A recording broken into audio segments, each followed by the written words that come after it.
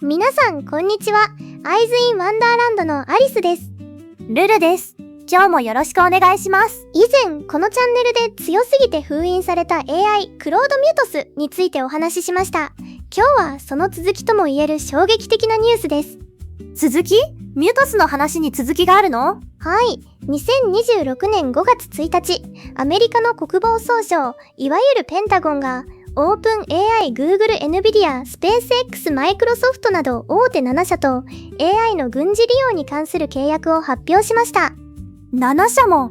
それってすごいことだよね。でも、アンソロピックの名前がないんだけど。その通りです。ミュートスを開発したアンソロピック、つまり私たちが普段お世話になっているクロードの開発元は、この契約から完全に排除されています。それどころか、アメリカ政府からサプライチェーンリスク、つまり国家安全保障上の脅威として指定されています。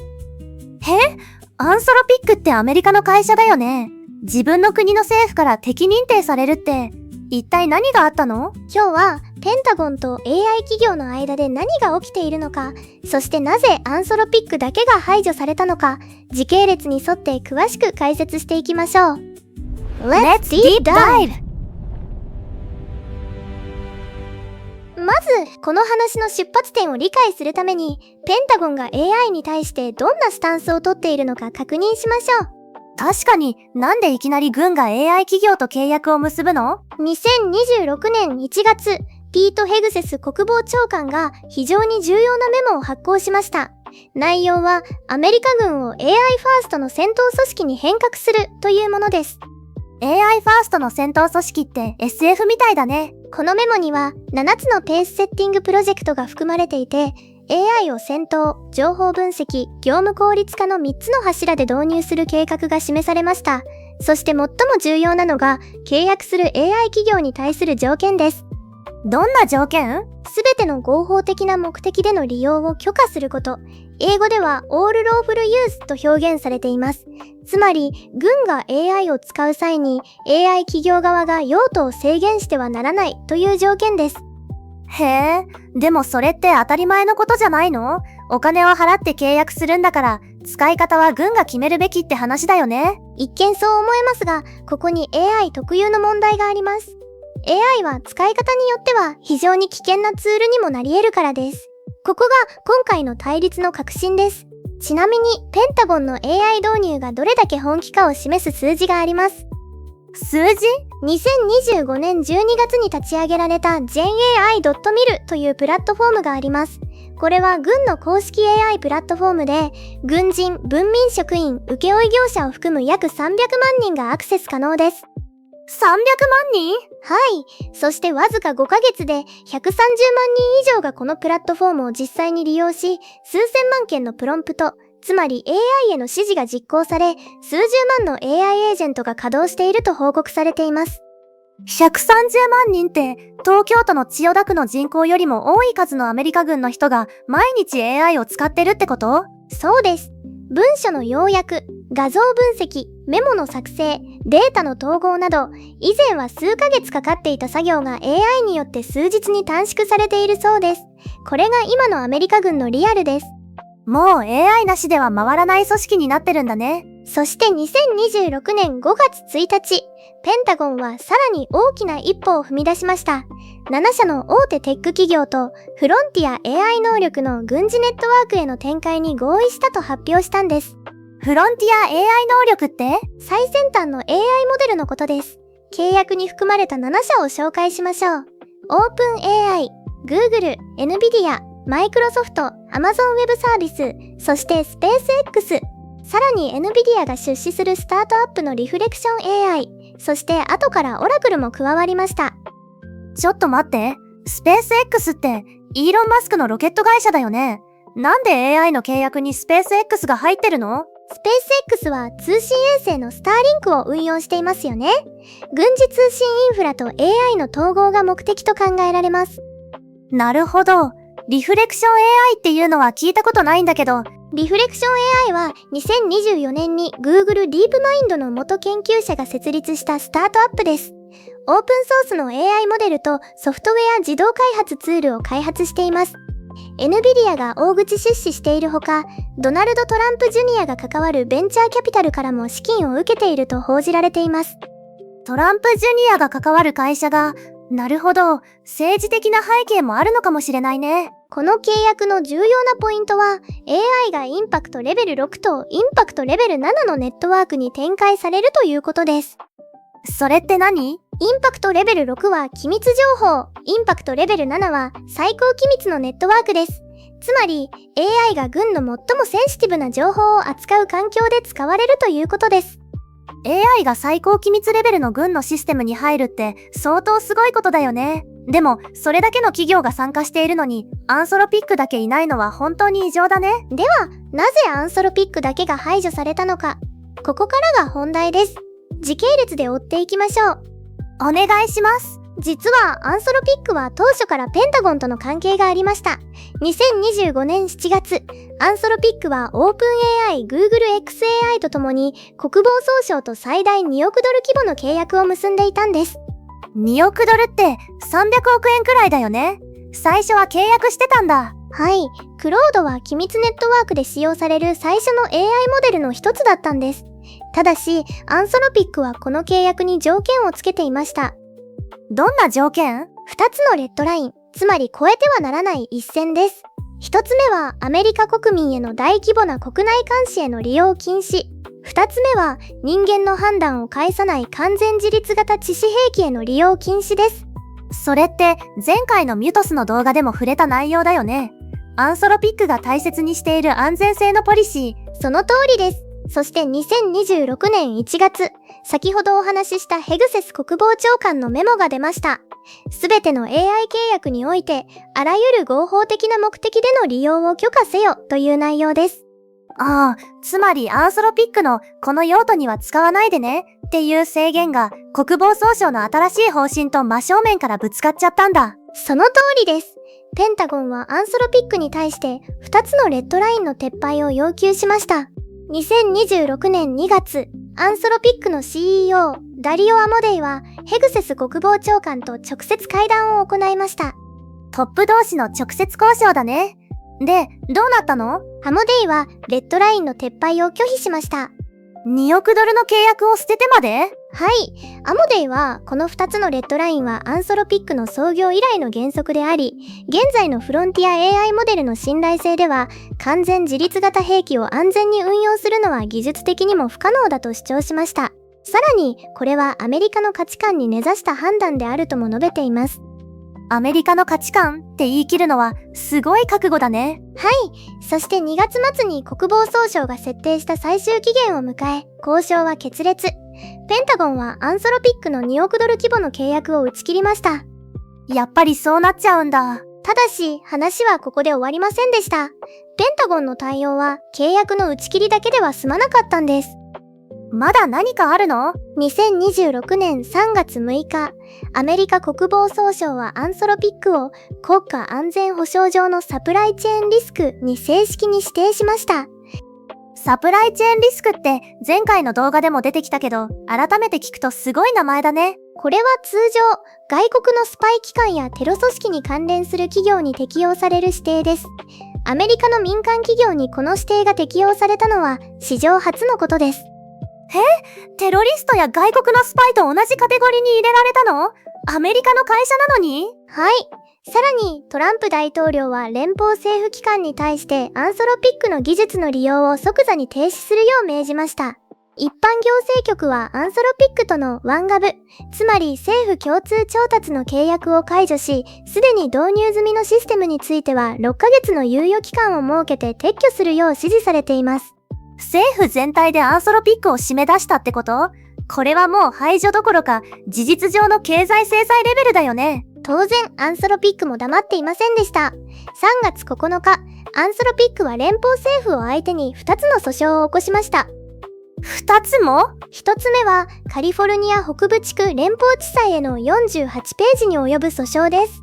政府の行為が前例のない違法行為であり、企業が自社製品の使い方に条件をつける権利を罰するものだと主張しています。つまり、うちの製品をこういう用途には使わないでっていう権利すら奪われるのはおかしいっていう訴えだね。2つ目は、ワシントン DC 巡回控訴裁判所への訴訟で、サプライチェーンリスク指定そのものの見直しを求めるものです。裁判所はどう判断したの？ 3月26日、カリフォルニアの連邦地裁裁判官、リタイフリン裁判官が仮処分命令を出しました。政府によるサプライチェーンリスク指定の執行と連邦機関へのアンソロピック技術の使用停止命令を一時的に差し止めたんです。おお、裁判所がアンソロピックの味方についたんだ。リン裁判官は政府の行為は報復的である可能性が高く適正手続きに違反していると指摘しました。サプライチェーンリスクの指定は外国情報機関やテロリストを対象とするものであり、アメリカの民間企業に適用するのは不当だという判断です。そりゃそうだよね。安全のためにルールを守ろうとした会社をテロリスト扱いするのはさすがにやりすぎでしょ。ただし、DC 巡回控訴裁判所での別の訴訟では、アンソロピックの仮差し止め請求が却下されました。つまり、法的にはまだ決着がついていない複雑な状況が続いています。ここで一つ重要な疑問があります。同じ条件を突きつけられた他の AI 企業はどう対応したのか。確かに、オープン AI とか Google は大規模監視 OK、自立型兵器 OK って言っちゃったの？実はそうではありません。面白いことに OpenAI は2026年2月にペンタゴンとの契約を発表した際、自社の契約にも明確なレッドラインを設けていると公表しました。OpenAI も制限をつけてたの？はい。OpenAI が公表した禁止事項は、アメリカ国民への大規模な国内監視への利用禁止、完全自立型兵器システムの指揮への利用禁止、そしてソーシャルクレジットシステムのようなハイリスクな自動意思決定への利用禁止です。ちょっと待って。それ、アンソロピックのレッドラインとほぼ同じじゃない？そうなんです。この点が非常に議論を呼んでいます。OpenAI はセーフティースタックと呼ばれる多層的な安全管理システムを維持する権利を契約に盛り込んでいるとされています。政府に対してモデルの安全性制御を異常していないと主張しています。じゃあ、なんでアンソロピックだけが排除されて OpenAI は許されたの？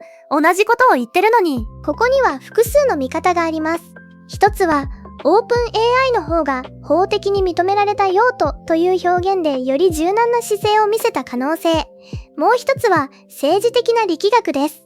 アンソロピックは安全性に関してより公然と政府に対して異議を唱えたため見せしめにされたのではないかという見方もあります。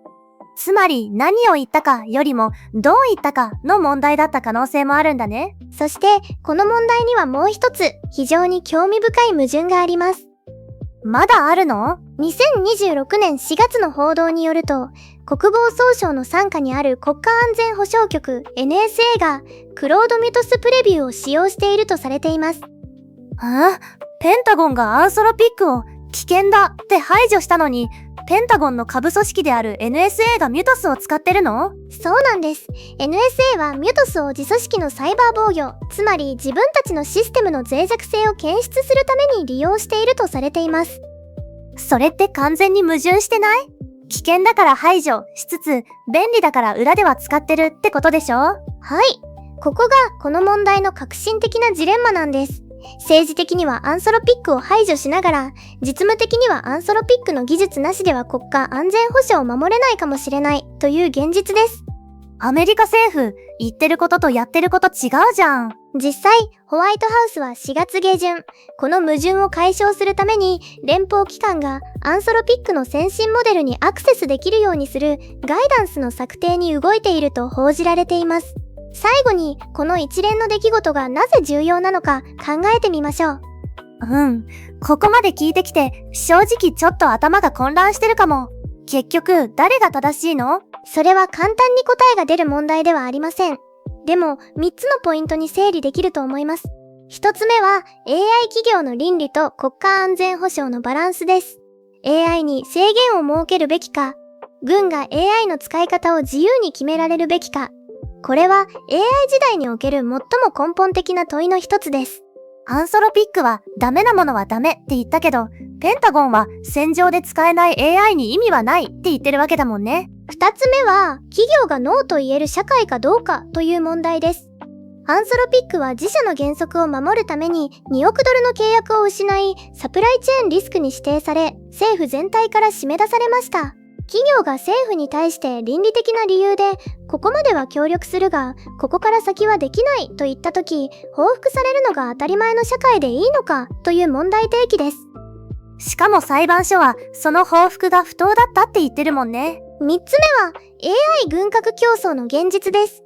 2026年5月の時点で、アメリカ軍の130万人以上が AI を日常的に使い、最高機密レベルのネットワークに AI が導入されようとしています。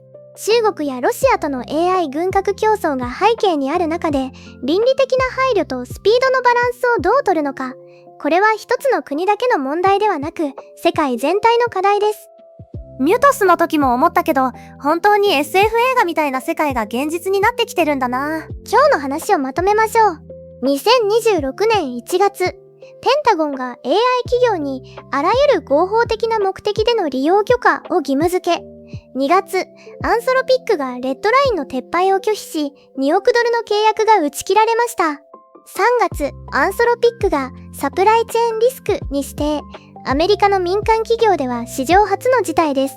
アンソロピックは政府を提訴し、連邦裁判官が仮処分でこの指定を差し止めました。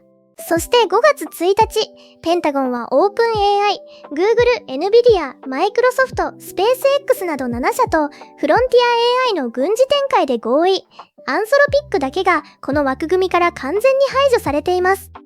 一方で NSA は裏でミュトスを使ってるかもしれないっていうのがまた複雑だよね。はい、この問題はまだ現在進行形です。裁判の行方、ホワイトハウスの新しいガイダンス、そして他の国々の動き、新しい展開があればまたこのチャンネルでお伝えしますね。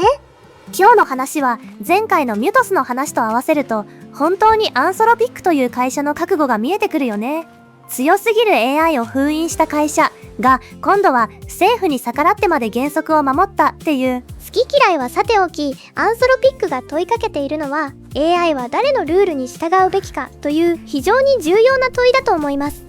コメント欄でこの問題についてどう思うか、ぜひみんなの意見を聞かせてね。アンソロピックが正しい、いや国防総省の立場も理解できる、どちらの意見も大歓迎です。前回のミュトス動画もまだの方はぜひセットでご覧ください。リンクは概要欄に貼ってあります。ではこの辺りで終わりにしましょう。チャンネル登録といいねボタンもお願いします。さようなら、バイバイ。